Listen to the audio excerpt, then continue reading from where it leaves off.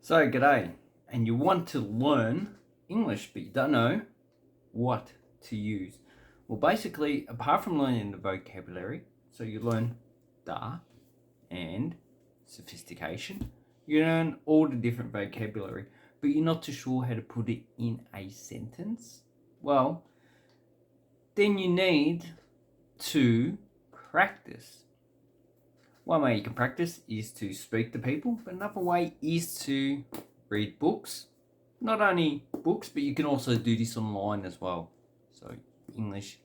And the best way you should do it is to use the topics of something that you're interested in. So I'm interested in history. This is a book on the Etruscans. If you're not too sure who the Etruscans were, they were an ancient people that had their own language called Etruscan in Italy before the Roman Empire.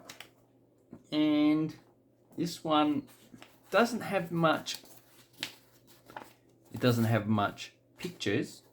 Pictures are usually in plates, but it has a lot of text. While this can get a bit complicated, it is quite simple.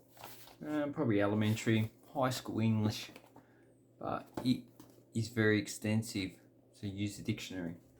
Then you can use Phrasebooks. So this one is about Australia, but there's a lot. So here I have a few. So you've got Malay. If you speak Malay, you can use this for, even though it has translation from English to Malay, you can use the Malay to translate back into English. So that is good. And you know, got an old one of Cantonese, missing the title, but you can do the same thing. So for the Lonely Planet books, this is the better one of the English to Cantonese. The newer ones are not as good. So that is also, if you're interested in their language themselves. And then, you know, you got other topics that you might be interested in. Just say you collect coins, you can use this. So this is a Northern Song coin book, which I'm very interested in. And you know, you got some Chinese in here. So if you've got Chinese, you can read that. But this is very simple. The English in it is quite basic, and it's not very hard on the grammatical side. But if you want to get more complicated, you know, if you're interested in paleontology, dinosaurs, so this is Dinosaur Heresies, about the current state of dinosaur research at the time. Dinosaurs, this was the first book to, as far as I know, to say that dinosaurs were endothermic, not ectothermic. Endothermic means that they produce their own heat, and ectothermic means they get the heat from the surrounding environment. And a lot of English speakers don't know what ectothermic or endothermic is. They usually call it cold and hot-blooded.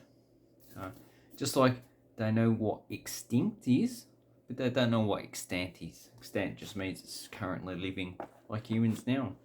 We're not Neanderthals, we're not extinct. So you got the English is quite simple. So basically, that's what you need to do. If you like try and read this book, but you're just not interested in it, it's not really going to help you all that much. So I recommend you get topics that you're interested in, and a lot of the words in here you know, but get a dictionary out and it will make your reading a lot more fun. So that's basically how you improve your skills. Even in your own language, if you're fluent, you know, but you want to learn a topic, like you want to learn all about the Etruscans, you just read a lot of stuff on the Etruscans. Do that once a day, every day of the week, and within a year, you'll probably be a master of the subject. Anyway, thank you very much and have an awesome English speaking time. Thank you and goodbye.